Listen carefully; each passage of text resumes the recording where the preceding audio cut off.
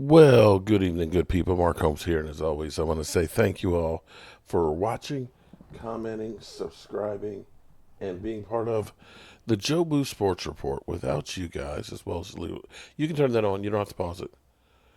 Without you guys, as well as you ladies, you know that this literally does not work.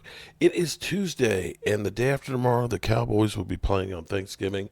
Be careful out there on the roads, going for Thanksgiving. This camera is just not sitting right. There we go. Micah Parsons, I was wondering if he was going to do a show yesterday, but it ended up being that he did it today, and evidently it just came out kind of late. So I haven't heard any of it. I just want to get a little taste of it. I feel like Micah Parsons has grown a little bit over the course of the last few weeks, that he is kind of, before it was shits and giggles. Is that the term, shits and giggles? Whatever you want to call it, but it was all fun and games and throwing people under the bus and stuff. The tone seems to have changed a bit, so I want to check it out and see what it's like.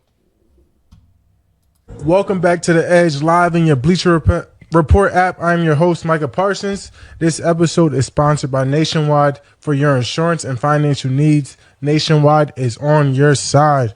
Cowboy Nation, I told y'all, we are not done yet. We are not done yet. And we got a great opportunity this Thursday to stack another win on win, get our first one at home, and just build what we're building forward. You know what I'm saying? And let's get right into this Cowboys-Commanders game. Just at the strength was just like, wow, that was a crazy one. And, before the game, I seen, let's just get right into the game, bro. Right off rip, that was one of the craziest games I've ever been a part of. So many highs and lows throughout one game of anger and frustration that I can't even imagine. So you're telling me, we just need one stop. Whatever. They scored. They get the 2-point conversion that they shouldn't have got. We just misfit. The kick return was legendary by Turp. No doubt about it. That was one of the greatest things that I seen. There's only been so many like crazy things that I seen just live in sports like that. And I would say that has been maybe a top 3 moment, like live, like outside of like obviously crazy catches and things like that, but just on like an unexpected play, like no one in the entire stadium thought like that was going down, like a bobbled kick return snap to the ultimate spin B move. Like, yo, like that was just insane. Like I can't even imagine that, bro. Like, bro is really different. Like, I honestly think like he has. The thing that surprised me today was Turp told me he was 28 today. So we might not see a decade of Turp, but it's almost that time like we should really appreciate him of where he's heading, because Turp could really be great. Like he could really be like, I think he's flashed, but I think he's starting to put together. And I think in another 5 years, he's going to have a Devin Hester impact, like where people don't want to kick to him at all. Like they're going to find a ways not to have him return or anything, because like he leads the league in kick return, average kick return yardage. He's bombed. I think he's doing pretty well in punt return too, but I think there's no doubt about it. He's been the best specialist this year. Like without a doubt, like it's just really like special to see. And I mean, he reached 21.35 on that kick return. Like he's really like, he has a different type of gear and speed. Fast. Like, man, I'm blessed to be on his team, bro. I'm blessed to have him as a teammate. I mean, like, wow. I just really tip my hat off to Turk, bro. Like he's really a special cat. I hope he get paid what he's deserved this off season, because he's going to get it. And then obviously, fast forward, 20. We get to Terry McLaurin, 86-yard touchdown and the game's supposed to be over. When I tell you, bro, like God honest truth, I never was so pissed in my life. Like I said, would you imagine like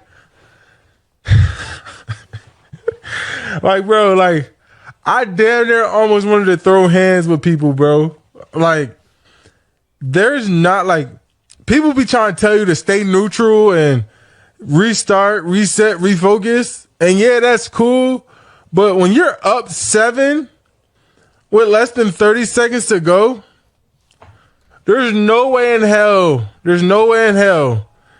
that you can be giving up Hail Marys and stuff. Like you literally, like the thing that really bothers you is like you really practice these situations every week, these game situations. So the fact that I'm like, bro, we're trying to get over the hump. Like we say, like we a good team, like we a damn good team. And then to have that moment, like it was just so crushing. And like, obviously we won, but if we lost in that moment, I don't think I'll be more heartbroken about a game because I know we was prepared for that situation. We just didn't do what we were supposed to do in that situation. And that hurts more because you can control that. Like you can control that. Like that game, like we should have won that and came off the field and we should have been jumping as a defense, not praying that we block a field goal and things like that. Now, block the field goal, cool, like whatever. Or, you know, he missed the field goal. That's like whatever. Like, it's cool. Like, it don't really like, it wasn't like fulfilling, like, because that's something they can control. You know, we gave them power back. Could have potentially been overtime. We really don't know, but you know, we gave them power back to kind of control the game. So kind of like when you can like end the game on your terms, how you want to end the game, that's the greatest feeling of winning football. Like we played all 4 quarters. Like we did what we were supposed to do. We lived up to everything we was going to be about and do. That's how you want to win football games. I don't want to win football games by a person missing a field goal, to be honest, bro. I'll take the win. I'll take the win because we really needed it. it. But that's not how I want to win football games. And some people say, man, a win's a win. But a win don't always feel like a win.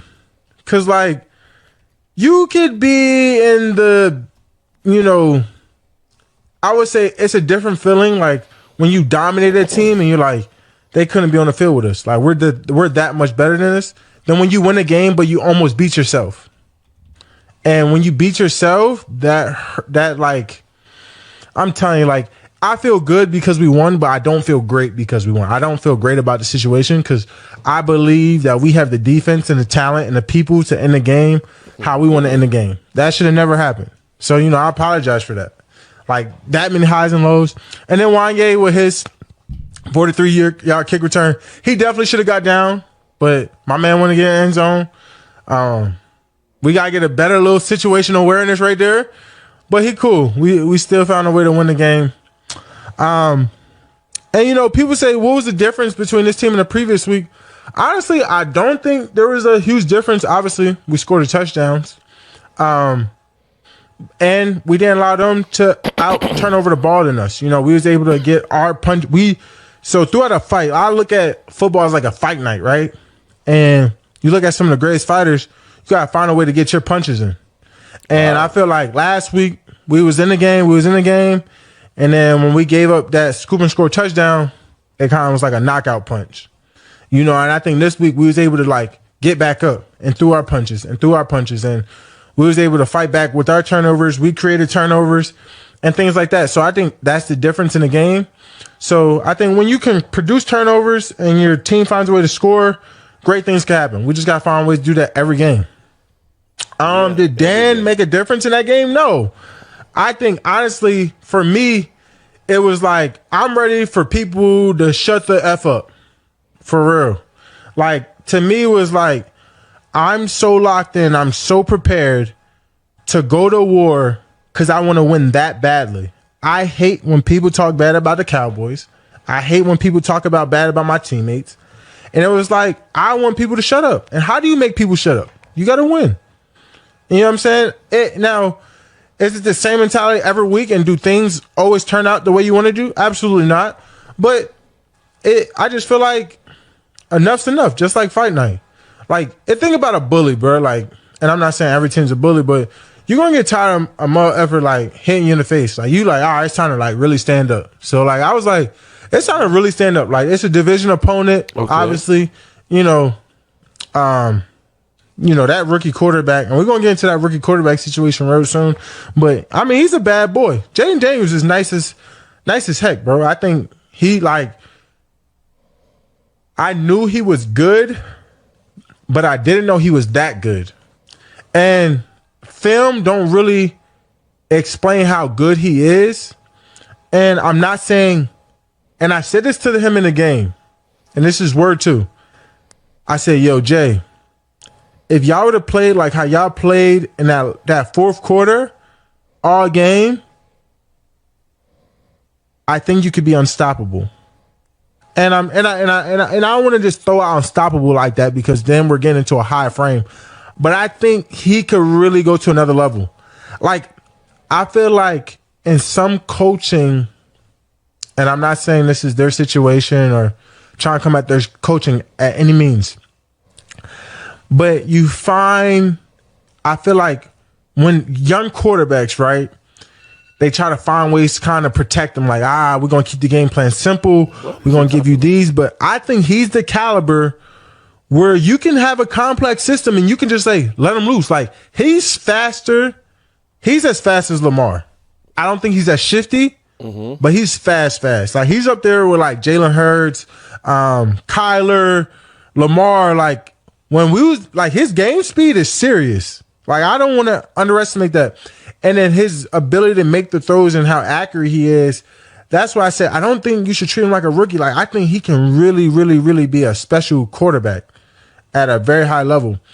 And I just think, like, obviously they want to establish the run game and you want to do all those sort of things, but I think they got the quarterback to say, go make a play. I think he has that Lamar, that Kyler ability to say, yo, he can go make a play. So it'll be very interesting to see how they use him in the back half of the season, especially with December football right here. And obviously their playoff hopes. But, I think they definitely, that is a well-talented team. And they have the ability to be really, really, really good for a long time with Jayden Daniels at quarterback. So I think the hype is real about him. I think they had chances to win all the games, they lost to, including us, they were in all those games. It came down to a false start at the end against the Steelers. The game with us was hectic, and the Eagles, Saquon kind of like busted it open the last 2-3 minutes of the game. So, I think they're right there. I think this is a really good football team. Okay. I'm not going to take anything, but I definitely think they should just let Jayden Daniels loose for sure. And then, I see a lot of Cowboys fans, disappointed. Listen, as long as number 11 is on the field, we are not tanking. I know the fans talking about we want draft pick. No, you don't want that. You really do not want that. You do not want a tanking team. We're a winning organization. We're going to win football games. I would never, ever step on the field and say, I'm okay losing this game. Like, I'm not going to give it my max effort. Like, they're going to carry me off that field if they don't want me to play that game. Wow. Play the game. Point blank play. I think, and that should be the mentality for anybody, because, like, bro, we're so lucky and we're so blessed to play. Like, not taking advantage of these opportunities is sickening. And I see around, not just around the league, but so many guys don't appreciate this game of football and how lucky and talented they are. Like, I would tell anybody, bro, I'm blessed for what I do. Like, this is just such a amazing opportunity. Like, so if people don't embrace that, that's actually so sad, bro. Like, it really is. I can never be a part of a losing football team. And I know we're losing right now, but I believe we're going to change things around, because that's the positivity. Like, I believe we can do that. But that game's over. We got the Giants Thursday night, which is going to be fun. Thanksgiving. It's going to be a good game. But let's get into around the league. So I saw Packers, 49ers. Okay. Packers took down a 49ers team without. We got enough there for Micah. You can listen to it. It's 45 minutes long for the whole thing. So he reiterates that, Kavon Turpin is fast. He's real fast. And that he ain't tanking. So I will say I do like more of it just being Micah, the whole thing of having players from other teams and stuff. I think that he needed to really stay away from that. But he seems like there's some growth here where he's not throwing anybody under the bus, okay? And if he's going to throw anybody under the bus, I wish it would be Jerry Jones. Can we throw Jerry Jones and Stephen Jones under the bus? That would be the only ones, not your teammates and stuff. One thing I would say in defense of Mike McCarthy, the fact that he hasn't lost this team. We don't see the team, destroying itself. You don't see like Malik Neighbors, kind of going off on the coaches and things like that.